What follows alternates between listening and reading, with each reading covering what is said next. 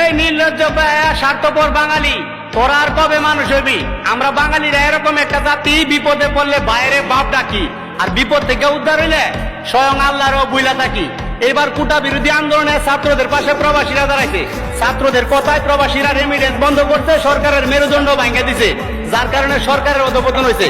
ছাত্রদের কথা চিন্তা করে দুবাইতে আমার শত শত প্রবাসী ভাই আন্দোলন করতে গিয়ে জেলে কারাবন্দী হয়েছে। এই পর্যন্ত ছাত্রদের নিজেদের দাবির কথা সব উল্লেখ করছে, কিন্তু প্রবাসীদের কথা কি একবারও মুখ দিয়ে উল্লেখ করছে? এই যে শত শত প্রবাসী ভাই দুবাইতে আন্দোলন করতে গিয়ে জেলে কারাবন্দী হয়েছে, এই পর্যন্ত কোনো সংবাদ সম্মেলন বা জাতিসংঘের কাছে কি কোনো আবদার করছে এদের মুক্তির জন্য? করে নাই। কারণ আমরা বাঙালিরা সর্বদাই স্বার্থপরের পরিচয় দিয়ে থাকি।